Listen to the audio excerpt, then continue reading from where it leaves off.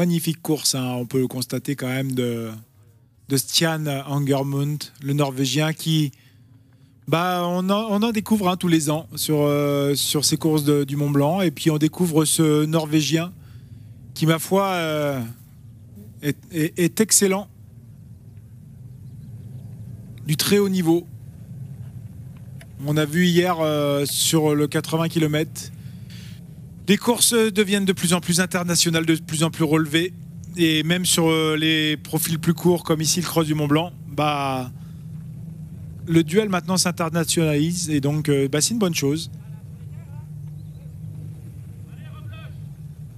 Ça va vite là, hein, regardez, hein, donc on a l'impression qu'il est en souffrance ce coureur, mais il va vite. Il va vite, et puis on va voir la stratégie qu'il va adopter. Est-ce qu'il va marcher un peu? Est-ce qu'il va... Voilà, je vous ai dit, voilà. Marche rapide, course, on va dire, un petit peu plus lente. Et on est là-dedans, on est dans la gestion de l'effort du trail. Le corps penché en avant. On essaye de mettre le centre de masse vers l'avant le plus possible. On appelle plus ça un centre de gravité, un centre de masse. Mais bon, c'est toujours la même chose. Et puis on essaye de se propulser. Alors, la course des enfants, attention. Alors, est-ce qu'on a des favoris? Est-ce que c'est international? Oui, certainement. Mais regardez, ils sont déjà prêts, les minots. Et souvent, ça part très très vite, hein. Donc, il faut un peu les contrôler. Allez, on vous rappelle donc pour la déjà des têtes, vous voyez, bien concentrées sur cette course enfant. Qui est au départ de cette aire, au départ avant les sas. On va assister, voilà, à leur départ.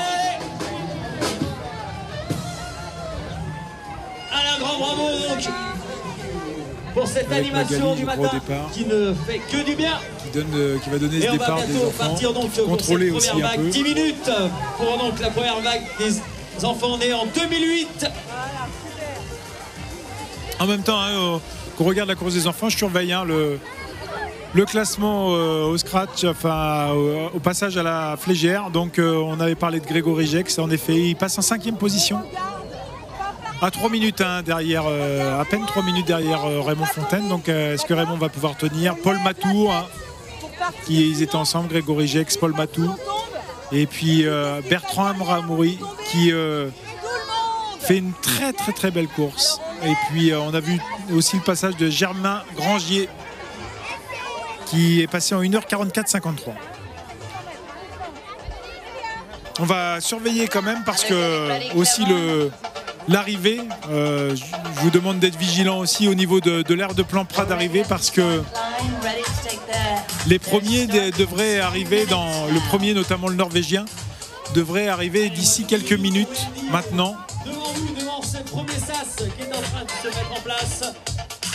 On est quand même à plus d'1h45 de course, et je peux vous dire que ça devrait arriver d'ici entre 5 et 10 minutes. Hein. Donc il faut surveiller.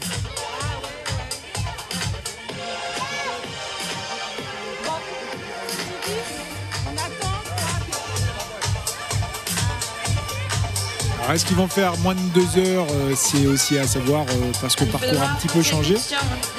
Ceci dit, globalement, les chronos passent en dessous des 2 heures. Regardez, ça marche, ça court. Et ça marche beaucoup ici. Ça marche rapide. Dans cette côte terrible de la Flégère que on reconnaît bien quand on a fait les courses du Cross du Mont Blanc, du marathon. Que le marathon aussi va passer ici. Demain, je vous rappelle, le marathon. Départ à 7h, on aura un plateau exceptionnel, on y reviendra. On a vraiment des plateaux de haut niveau sur les courses du Mont Blanc, aussi support du skyrunning évidemment. Et c'est pourquoi on a un contexte aussi international. On a reçu hier Marino Giacometti, le boss, le président de l'ISF, du skyrunning mondial. Très content de voir d'avoir plusieurs formats et de pouvoir avoir aussi une bagarre internationale sur les courses du Mont Blanc.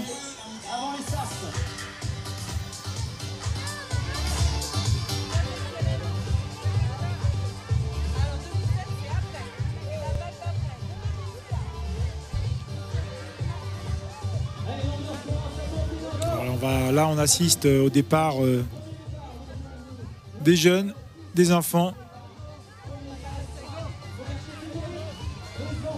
Et puis, je vous rappelle aussi, départ du 10 km en début d'après-midi à 13 h. Une course, on va dire, très athlétique. Hein. Un petit peu de dénivelé, mais ce sera une course, évidemment, très nerveuse.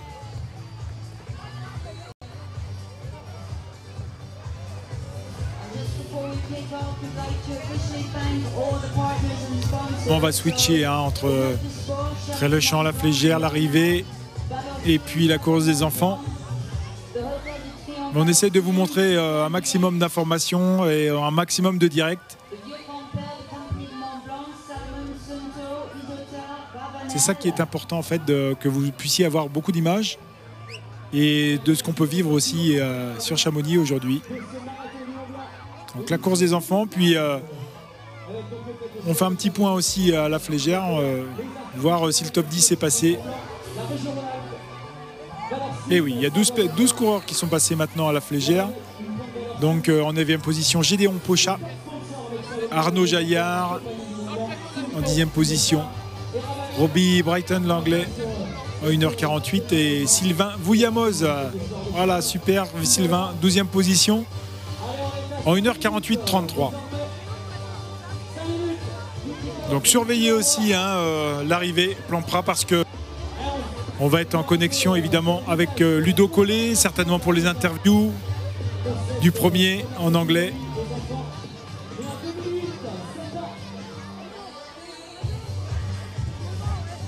Et puis on est avec la course des enfants.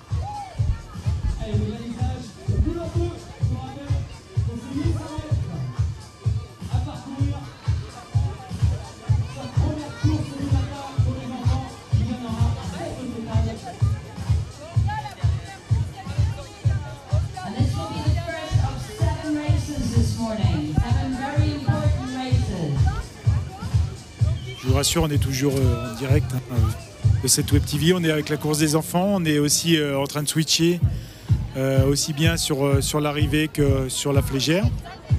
Moi, je me balade un petit peu. Je suis dans le studio, la technique. On a les mains dans le cambouis, mais c'est bien. C'est ça, le live. Vous avez pu avoir des superbes images en direct. C'est vrai, c'était vraiment sympa tout à l'heure d'être dans le cœur de l'événement, de pouvoir voir comment on gérait un effort en course de montagne. Parce qu'on était vraiment dans le sentier avec les concurrents, avec les 300, on était aux alentours de la 300e place. Hein. Et puis là, on va avoir assisté à la course des enfants. Et puis dans quelques minutes aussi, l'arrivée du premier certainement. Puis on va avoir des invités aussi, on va voir. Voilà, regardez, sur l'écran, on est à 500 mètres avant l'arrivée. Donc on va avoir des images bien avant justement l'heure d'arrivée, c'est bien. Ça nous permet de pouvoir surveiller. Puis aussi, voilà un petit switch sur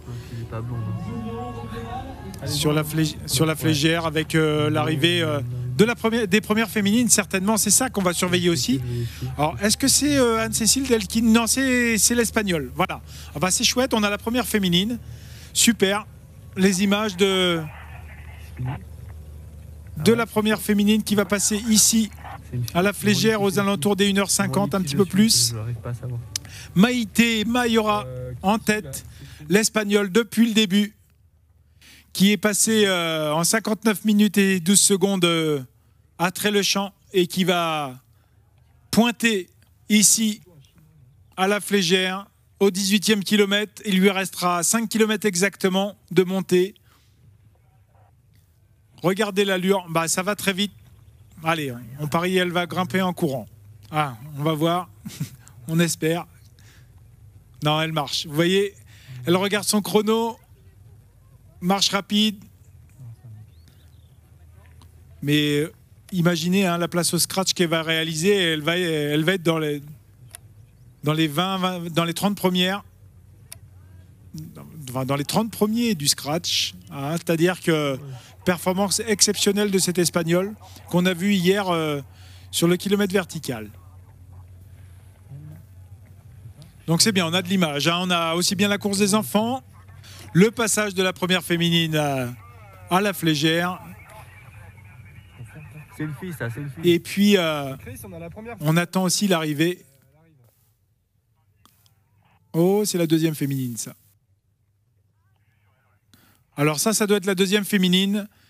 La première vient de passer, vous l'avez vu, elle va très très fort. Alors est-ce que c'est Axel Mollaret? En tout cas, ce n'est pas Anne-Cécile Delchini, hein, qui était en bleu tout à l'heure, qu'on a suivi à Très-le-Champ.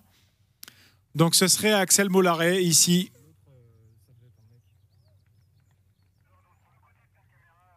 Alors Axel Mollaret qui est une spécialiste du kilomètre vertical et des formats courts. Axel Mollaret qui a un nom vraiment... Ah voilà, le premier, ça y est, en tête de course ici, sur l'arrivée, avec le Norvégien. Regardez l'allure, regardez et appréciez. Là, je peux vous dire qu'il y a 10-15% de montée. Et regardez l'allure que Stian Ovin Angermund qu'on découvre ici. On n'est pas tout à fait encore sur l'aire d'arrivée. La première féminine est passée, hein, la troisième féminine. Et ce n'est pas encore Axel Mollaret. Alors, est-ce que... Ce n'est pas, pardon, Anne-Cécile Delchini. On va voir, hein, on va faire un petit pointage. On va regarder le scratch des femmes à la flégère. On attend. On a eu Maïté Mayora.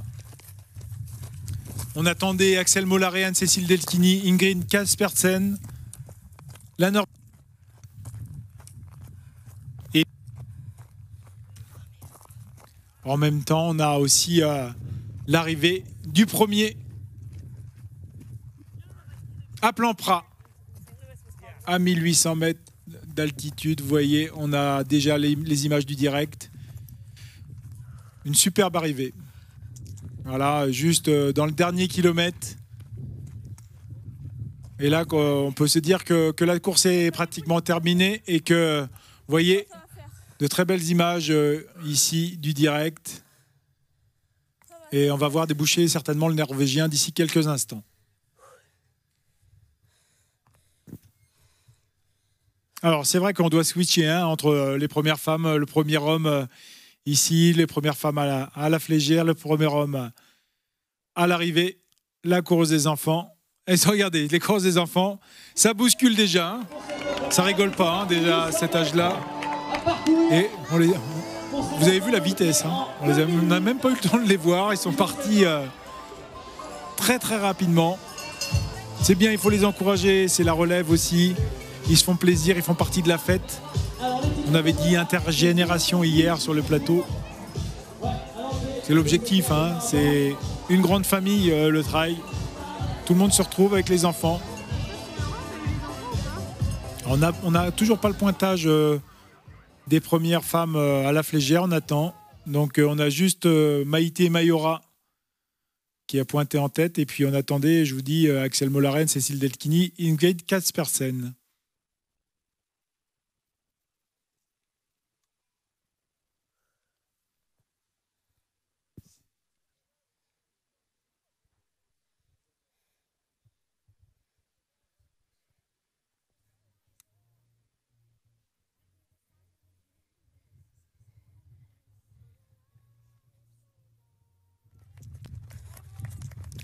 On a François Gonon, voilà, en deuxième position ici, qui va rejoindre l'arrivée, qui a gagné le kilomètre vertical hier, 34,07.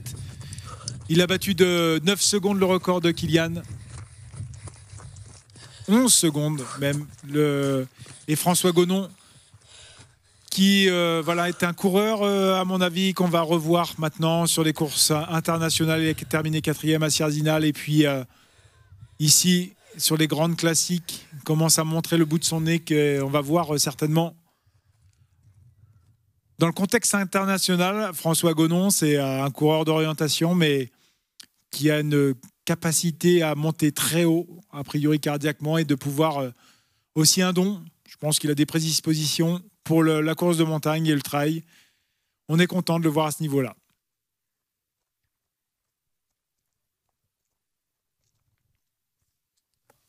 Alors le premier n'est pas encore là. Hein. Ça, ce sont des... Je vous rassure, ce sont des marcheurs, hein, parce que il va aller plus vite. Voilà, regardez. Voilà, on devrait le voir. Ça doit être lui, ici, le premier qui vient de passer. Non, ça c'est le troisième, pardon. C'est le troisième, c'est... voilà. C'est le troisième, il s'est trompé. Vous voyez, quand on va trop vite, on peut se tromper. C'est le troisième homme. La course avait changé. C'est Dimitri Mitaïev, le russe du team Adidas, qui, vous voyez, s'est trompé. Erreur d'aiguillage. Il faut être très vigilant, on manque de lucidité. Hein, quand on parlait tout à l'heure de la fatigue, eh bien, il y a moins de connexions qui se font, hein, au niveau du cerveau. Donc, il faut être vigilant.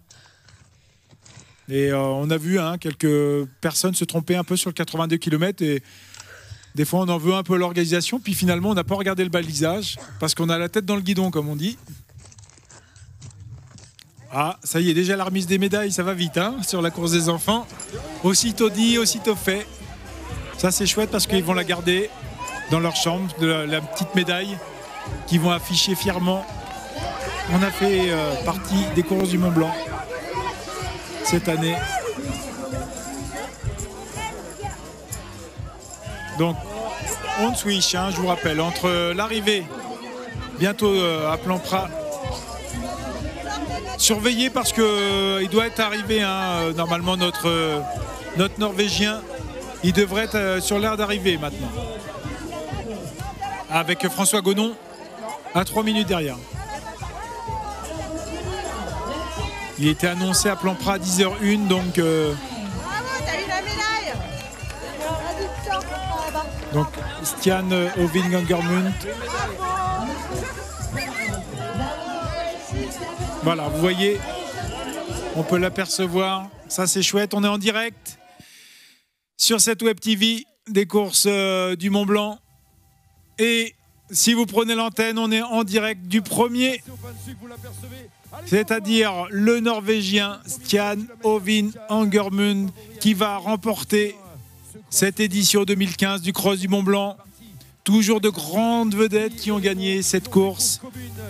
Et là, vraiment un coureur exceptionnel, ce Norvégien, sur le podium hier du kilomètre vertical et vainqueur de ce Cross du Mont-Blanc. Avec, vous voyez, une aisance et une foulée vraiment impressionnante. A priori, un coureur très puissant.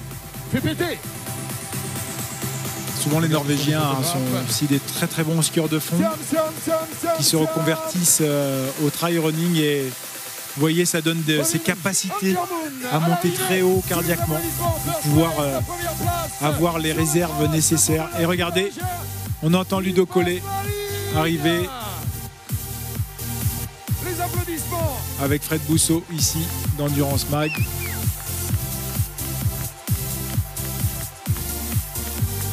Et félicité par Fred Comte ici, le Big Boss. On va peut-être avoir un petit interview, je sais pas, parce que on va attendre. De toute façon, il est là, voilà. Raymond Fontaine aussi, bien content de le voir aussi encore dans le top 5. Le Réunionnais qui a dû accuser un petit peu le coup entre Tré-le-Champ et la Flégère, mais qui est là, présent, et qui va terminer certainement en 4e position et devrait conserver sa 4e position, je l'espère, mais derrière, c'était pas très très loin. La Réunion est là. Motive-toi. Allez, mon Raymond. Chaud. Voilà, une autre ami russe. Davai, Davai, Davai. Dimitri Voilà qu'on voit sortir, il me semble, du côté du pain de sucre. Hey!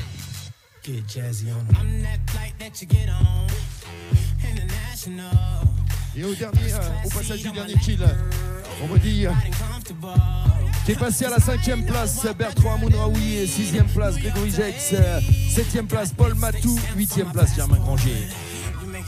Voilà, Raymond Fontaine à la 4e, derrière Bertrand Amounraoui.